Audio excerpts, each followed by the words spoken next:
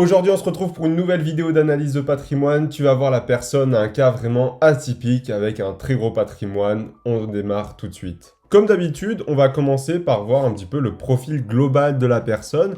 Comme tu peux le voir, il a un patrimoine brut de 1 326 000 euros, ce qui est énorme, que très peu de monde arrive à atteindre, avec un patrimoine net de 698 000 euros, 392 euros pour être exact. Et donc, on va voir un petit peu comment se décompose sa répartition, et on va voir tout de suite, la première chose qui nous choque, c'est l'immobilier qui comporte 89% de ce patrimoine-là. En même temps, on peut s'en douter, hein, au vu de la différence du patrimoine brut et net, on peut voir qu'il y a quand même beaucoup de crédits engagés qui est certainement relié en fait à l'immobilier, comme on va pouvoir le voir juste après. On voit qu'il est également en bourse à hauteur de 10%, donc ce qui est vraiment conséquent, hein. Quand on voit que son patrimoine fait 1 326 000 euros, on peut se douter qu'il est autour des 135 000 euros en bourse, ce qui est très bien. Très peu de crypto par contre, donc à mon avis ça doit juste être pour tester ou de un peu de diversification. Et très peu de livrets, ça par contre ça me choque un petit peu vu tout l'immobilier qu'il a, mais on va voir ça juste après. Son profil, il est quand même très jeune pour ce patrimoine-là, il a 35 ans, il est marié, il a un enfant et il est gérant d'une petite entreprise de plomberie, ce qui peut être intéressant à faire quelques montages avec l'immobilier comme on pourra voir par la suite. La stratégie actuelle, c'est qu'il investit tous les mois 150 euros en bourse dans son compte titre. On pourra le voir en détail juste après parce qu'il nous a partagé son portefeuille Finery. Il a 5 appartements en location meublée non professionnelle, ce qui est très très bien, pour environ du coup 140 000 euros, enfin dollars ici en bourse, c'est ce qu'on avait un petit peu vu par la passée. Et enfin, son objectif, c'est un revenu passif d'environ de 2 000 euros par mois net pour ses 40 ans afin d'arrêter de travailler. Donc on va voir si c'est réalisable, comment est-ce qu'il va pouvoir y arriver, et pour cela on va décortiquer en détail son patrimoine sur Finery. Donc on se retrouve avec la première partie qui est les livrets. Donc ici on voit qu'il a simplement un livret A à hauteur de 2 305 euros. Ça, c'est la première chose qui me choque de mon côté, c'est que j'ai l'impression, sauf s'il ne l'a pas partagé sur Finery, mais s'il n'a que ce livret-là avec ce cash-là, eh bien, il n'a aucune épargne de sécurité. Ça, c'est peut-être le gros point noir de son profil, je dirais, parce que quand tu gères des biens, la location, etc., tu as souvent besoin de cash, que ça soit pour réparer une pompe à chaleur, que ça soit pour réparer quelque chose qui casse, ou même personnellement, si tu as un problème de voiture, de plomberie. Je comprends pas trop pourquoi est-ce qu'il a si peu en livret. Alors, c'est possible qu'il n'ait pas partagé tous ses livrets sur Finery, mais s'il n'a que ça, je trouve que c'est vraiment un gros point noir parce qu'on estime en général qu'une épargne de sécurité doit faire entre 3 à 6 mois grand minimum de côté, sachant que lui, il investit énormément en immobilier, qu'il a peut-être beaucoup plus de dépenses qu'une personne lambda, et en plus de ça, il a une entreprise à gérer. Donc, pour ces personnes-là, je conseillerais même de 6 mois à 1 an de côté. Donc là, on voit qu'on y est extrêmement loin. Vu, à mon avis, ce qu'il investit en bourse tous les mois, il doit même gagner plus que ça par mois. Donc, on n'est même pas à 1 mois de côté, à mon avis, pour lui. Donc, c'est vraiment bizarre de mettre si peu, en tout cas, dans un livret. Certes, évidemment, on n'est pas bête, on sait très bien que tout l'argent qui est en banque, peu importe le livret, à part le LEP, si je dis pas de bêtises, qui est à hauteur de 6% environ actuellement, on perd de l'argent avec l'inflation, ça on est clair et net là-dessus, mais au moins on a quand même de l'argent extrêmement liquide, à voir s'il a peut-être une autre stratégie avec ça. Mais en tout cas, premier point noir, c'est au niveau de l'épargne de sécurité qui n'est pas du tout présente. D'ailleurs, je t'ai fait une vidéo sur comment je crée la mienne si ça t'intéresse, et si tu veux voir un petit peu, je te mets ça juste ici en fiche. Ensuite, on va passer à son portefeuille d'actions et fonds. Donc on voit, hein, il a 137 425 euros. Il est réparti entre un compte titre et un PEA si je ne dis pas de bêtises. Donc ici, c'est très intéressant comme stratégie. Surtout si vous êtes éligible, hein, profitez du PEA. C'est la meilleure chose pour diminuer votre imposition. Et on voit qu'il fait quand même des apports assez régulièrement, notamment très récemment. On voit qu'il était donc ici, il est passé de 19 000 euros à 75 000 euros, donc on voit qu'il fait peut-être un peu moins de DCA, ou en tout cas c'était avril, mai, et ici en juin, il remet également quasiment le double de ce qu'il avait investi, donc encore une fois 70 000 euros, donc on voit qu'il fait quand même de très gros apports. Je ne sais pas s'il fait ça souvent, c'est-à-dire qu'une fois par an, il va faire un gros apport, ou s'il fait du DCA chaque mois. Il nous a dit dans son profil qu'il mettait 1500 euros si je ne dis pas de bêtises par mois, donc il a l'air plutôt de faire du DCA, ce qui reste intéressant. Si vous avez une grosse somme, je vous déconseille fortement de tout mettre d'un coup. Le mieux, c'est de lisser à la longue en fait les achats. Donc imaginons que vous avez 12 000 euros. Au lieu de mettre ces 12 000 euros d'un coup en bourse, mettez 1 000 euros chaque mois pendant un an. C'est beaucoup plus efficace. Mais donc, on voit qu'il continue de faire évoluer sa bourse. C'est très intéressant. Une chose que je remarque également, c'est qu'il a l'air d'avoir une stratégie beaucoup plus axée dividendes. Je ne connais pas toutes les entreprises qu'il possède, mais la grande majorité que je connais propose des dividendes. Realty Income, Verizon, AbbVie, Comcast, Broadcom, etc. sont des entreprises à dividendes, donc j'imagine que c'est une stratégie comme ça qui va en tout cas chercher. Par contre, il y a un gros, enfin c'est pas un problème forcément pour tout le monde, moi ça me dérange un petit peu, mais lui c'est peut-être sa stratégie et là-dessus il n'y a aucun souci, ça dépend vraiment des profils de la stratégie. C'est que je trouve qu'il a quand même beaucoup de positions en fait. Je crois que j'ai compté, il en a 47 entre son compte titre et son PEA, si je ne dis pas de bêtises. Alors ça peut être un choix, ça peut être une possibilité. Certaines personnes aiment avoir beaucoup d'entreprises au sein de leur portefeuille afin d'être bien diversifié. C'est un choix qui peut s'entendre totalement.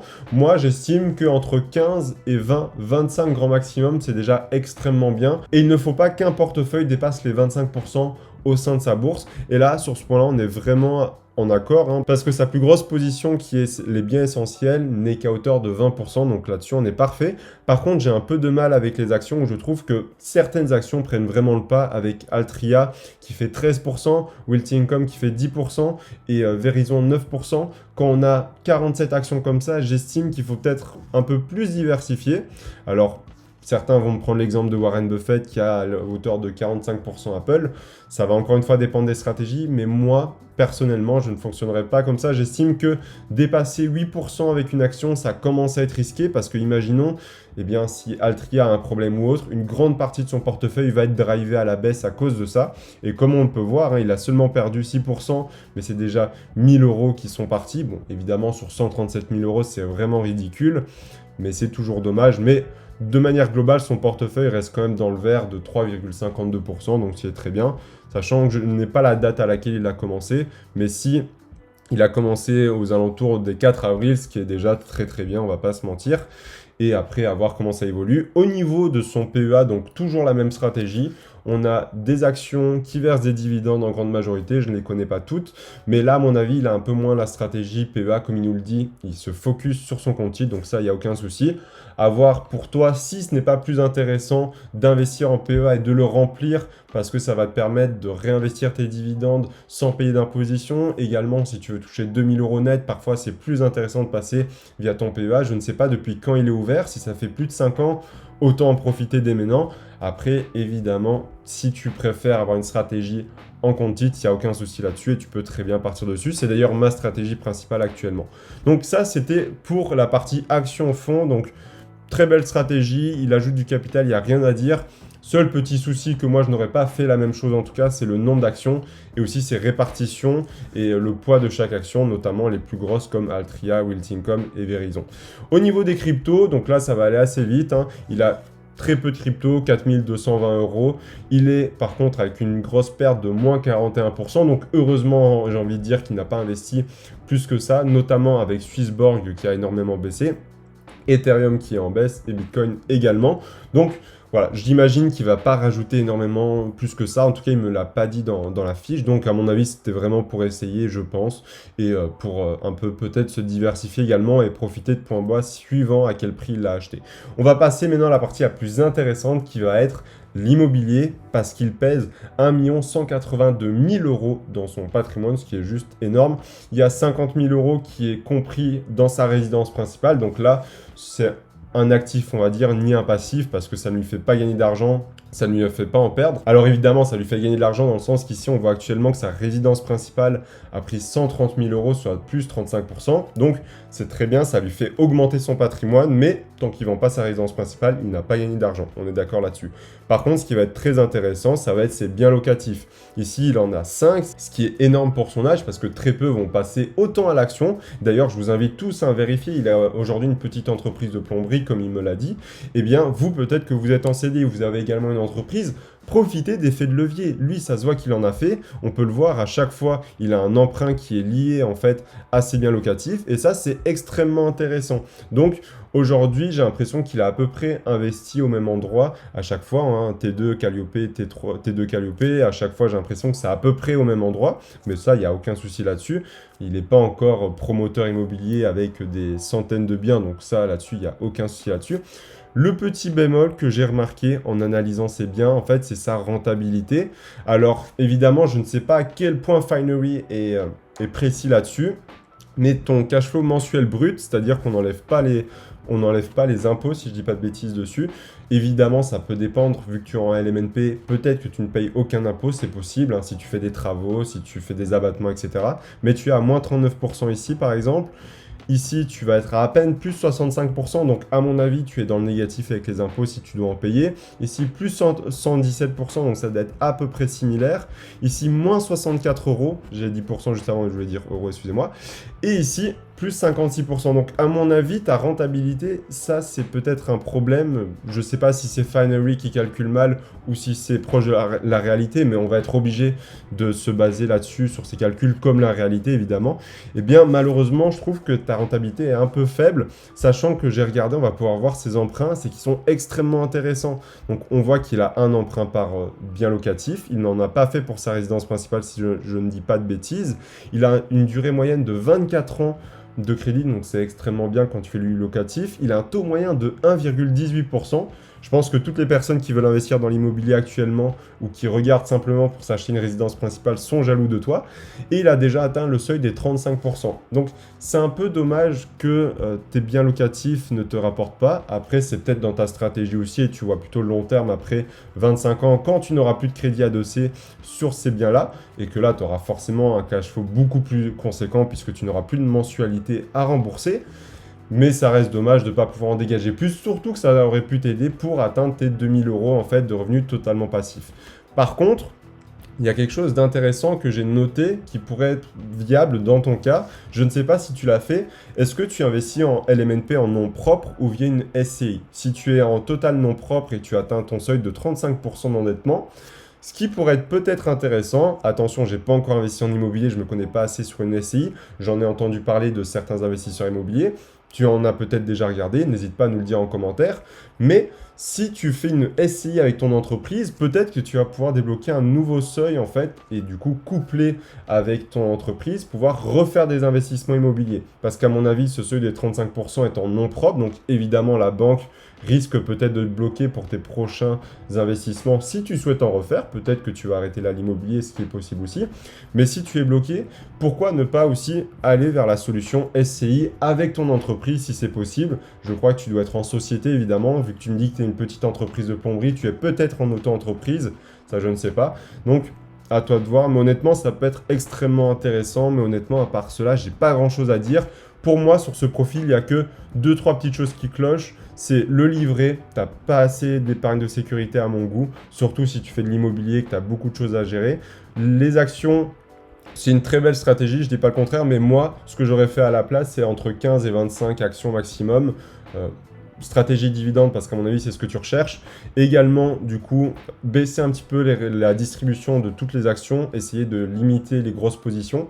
Et enfin l'immobilier, peut-être voir si tu peux faire une SCI avec ton entreprise pour vraiment démultiplier cet impact là et malheureusement essayer d'aller chercher une meilleure rentabilité ou en tout cas d'être break-even dans le sens où tu ne payes absolument rien à la fin du mois, tu gagnes zéro mais tu payes zéro. Comme ça au moins dès que tu as atteint les 25 années de crédit, tu peux totalement en fait bénéficier du cash flow. Pour finir, on va faire un petit calcul très simple pour voir est-ce que tu peux atteindre ces 2000 euros là dans 5 ans. Mais donc ici tu as 37 000 euros environ donc en bourse actuellement. On va dire que tu investis, comme tu nous as dit, 5 000 euros, 1500 euros par mois. Donc là, ici, 100 $, mais en euros, c'est exactement la même chose. On va partir sur le calcul optimiste. Certains m'ont dit que c'était un peu trop élevé, 10%. J'estime que c'est la moyenne du SP500. Donc, ça reste quand même si c'est légèrement optimiste, ça reste tout à fait réel, une fois par an. Et sur 30 ans, donc sur les 5 prochaines années, on estime que ton capital sera à peu près de 335 000 euros, donc qui est beaucoup trop faible pour dégager 2 000 euros net. Par contre, j'avais regardé, et si je ne dis pas de bêtises, au bout de 40 ans, tu n'auras aucun souci à dégager, au bout de 14 ans, excuse-moi, tu n'auras aucun souci à dégager 2 000 euros net en dividende, même si tu es en compte titre. Après, à toi de voir si tu veux y arriver plus tôt, tu dois peut-être plutôt te concentrer sur ton PEA. Si tu veux y arriver aussi plus tôt, peut-être te concentrer aussi avec l'immobilier. Franchement, ça va être à toi de voir si tu es prêt à démultiplier ta capacité d'investissement en immobilier tout en continuant la bourse.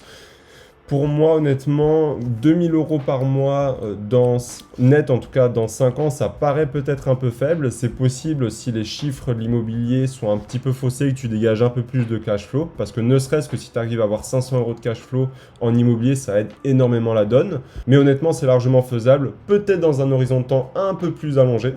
Mais pas dans 20-25 ans, c'est clair, mais plutôt entre 10 et 15 ans, je dirais. Après, si tu démultiplies ta capacité, que tu arrives à avoir du cash flow en immobilier, que tu réinvestis en bourse, tu peux aller beaucoup plus vite, ça va dépendre uniquement de toi sur ce point-là.